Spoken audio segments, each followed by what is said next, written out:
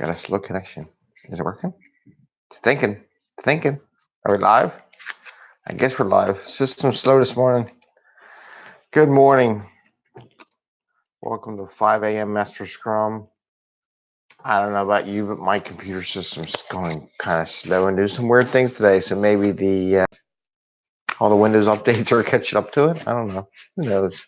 Anyway, good morning. It's 5 a.m. Mester Scrum.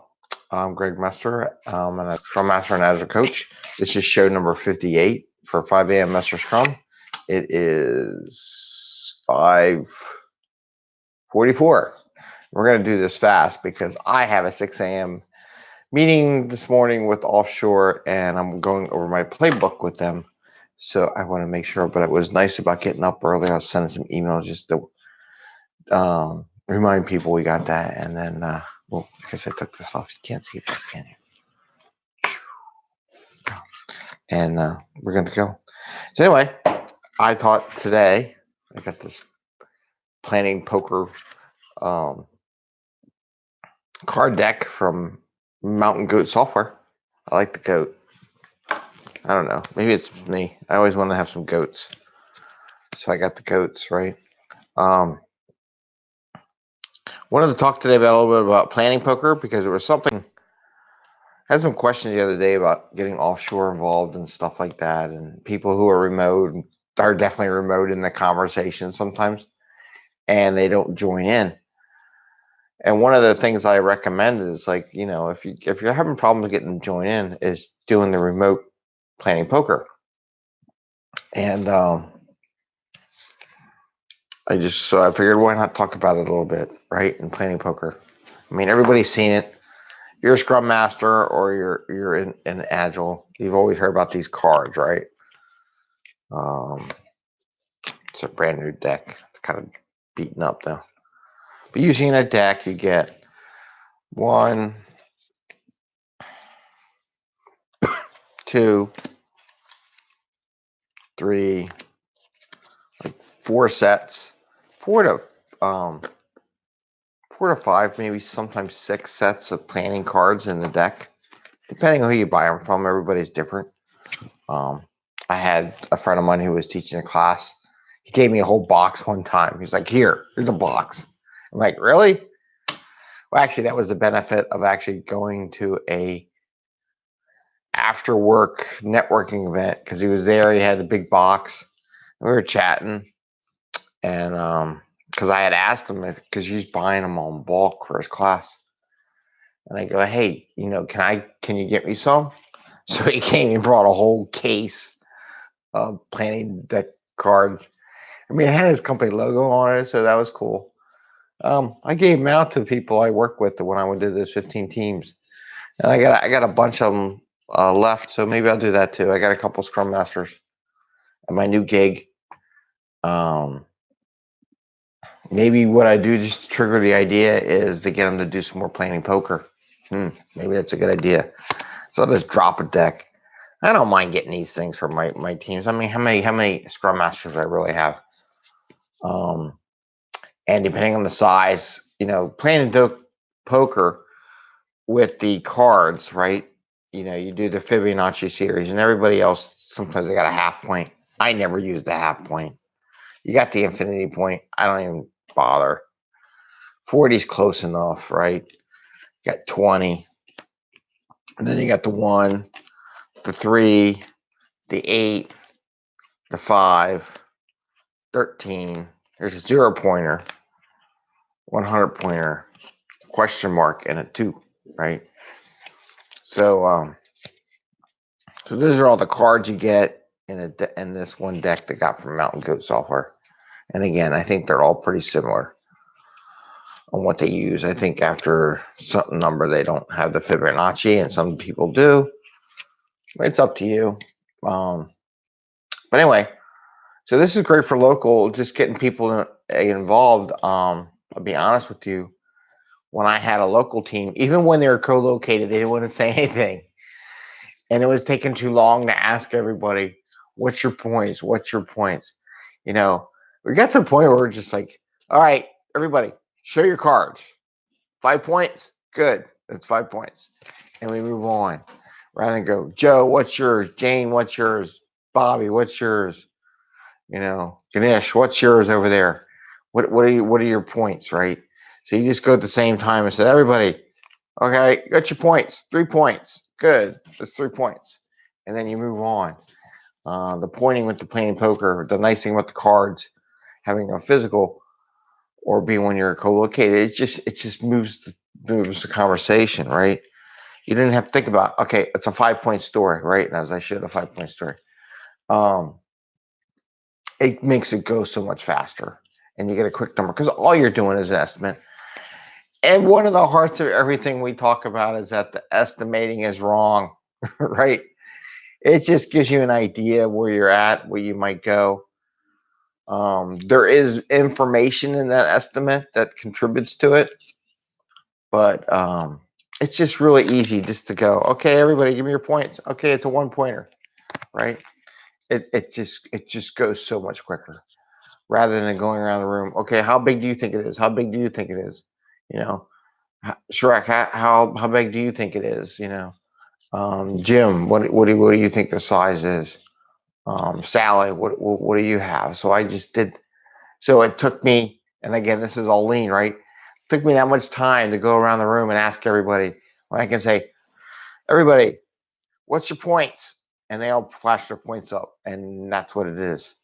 So it's a difference between going around the room and ask everybody what their points are and taking that much time in the discussion just to find out what their pointing is versus saying, everybody, put your points up, and they all look at it. We just review the story, and it is, I got a 3. What is everybody a 3, 3, 3, 2, 2, 1, 5, right? So using the physical cards is good.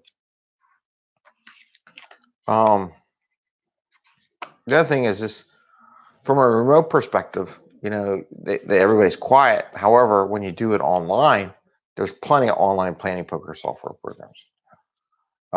Just look up planning poker online, and you'll find a bunch. What's nice about it is that you get everybody participate. You can't ignore it. You can't have an alternate for you. You can't do other things. You have to do it because you can see on the screen who's voting, who's not. Not necessarily what they vote. I mean, they have a way you can know they voted. You can do it anonymous, however you want to do it. But it does show that everybody's participating. And it's a great way to get teams that are not co-located and members to participate, because now you're saying, hey, vote, right? You can't do a proxy. You can't do anything like that. So I really like using planning poker. Just even it's a first step. A lot of beginning teams, we get some people remote. The people hire people remote. They don't get a chance. They feel intimidated, or just some factor, maybe a social factor about how you participate, or they're waiting for the leads or the senior people to speak. But this way, everybody votes, everybody puts it on. No one gets to see the cards until the last minute, and then you flip all the cards over. So I really encourage people to use planning poker to get your remote people involved in what we're doing. So with that, I just talked about planning poker. Again, please like and subscribe. 5am Mester Scrum. This is show number 58. And share with your friends. We're growing every day. 58 shows. I can't wait. We'll see what we do when we hit 100, right? And I got to go soon because I got to do my talk in about 8 minutes. And I haven't had any coffee yet. So I'm going to wire it up. But I want to make sure I get my coffee before you go do that. The other thing, I did go to that local Scrum Alliance, we call it Agile Philly event last night. It was really good. But you know what? The people that were speaking, they brought up like a circle of work here. They talked about vision, lean delivery, and vision, having a vision from the business, what you want to do. Lean discovery, how do you discover what the customer wants and bring that into your requirements? And then lean delivery, just delivering the software in a very lean fashion, and all the things that go with that. But one of the things that really dawned on me, and because I find that they read the book The Sprint by Knapp, which I got to share because I like that book. And I said, "Did you read the book?" They're like, "Yeah, I got some of the stuff out of his book." I'm like, "Cool." Um, what I liked, what it reminded me is, as I more and more talk about it, they talk about being close to the customer. I'm like, what better way to be close to the customer if your development team and your testers aren't customers themselves? And I really do encourage companies and people to become customers of their product. Everybody talks about Spotify, and I made a point last night. I go, well, of course they know what the customer wants. They are the customer. They're playing their music, right? I mean, it's like it's easy when you're the customer, but you have to be careful too. But you don't think, well, I'm the customer. This is what I like, so this is what I want. You still want business to do focus groups and find a diversity of opinion, especially if your team's not very diverse. If your team's all from one area or one region of the world, or one makeup, or a breakdown of diversity, you know, uh, you'll get a very narrow-minded view in what your customer wants because that's your world. So you have to be open for other ones. But I'm like, in general, it's good to be using your software. Practice it. Investing in money or banking or medical or TV, whatever it would be, or selling product online. Go online every day and buy it. There's like my site that they do a training on there. I go in every once in a while and I click the button on there just to see how the shopping cart works. And is it working? Is it still working? Right. You know, so I go in there and try to be the customer, try to find my stuff. I don't assume that I know everything and try it out. So, but last night did encourage me to continue the battle to say, I think everybody on the team should be a customer of the product and have used it and prime it. And that's where the demo comes in, right? People on the team should be demoing their software and using it. Oh God, I got to use my software. I just wrote it. I don't want to use my own software. Oh no, I don't trust it. The what your customer should trust it too, right? So I love the beauty of Scrum, and maybe I'm just a Scrummer guy, and I got to go soon. But I love the idea of demoing the software every sprint because that's it. You're on the table, right? You're demoing your software, and there's no turning back, right? So anyway, I'm gonna leave it at that. Again, you got the playing poker, got all the deck cards. Woo.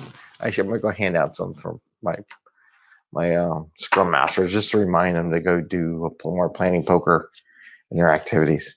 But I want to wish you a happy day. It's Wednesday. Hope everybody's gonna do well. I got like 3 PI plan. I got PI planning today. I got one tomorrow, and then one on Monday, Tuesday. I got 5 days of PI planning, nonstop. Right. Um, Definitely after this gig, I said I've been doing a lot of PI planning session for safe. Anyway, if you have any questions, please feel free to send me a message on LinkedIn and YouTube, whatever. Someone was impressed with my multitasking capability between Jenka and doing the show. So, but I didn't. The side effects of me doing Jenka I didn't think it worked too well on the podcast, right? Because you can't see it. You're like, what is he doing? Why is he making that sound? Because I was trying to move the Jenga pieces.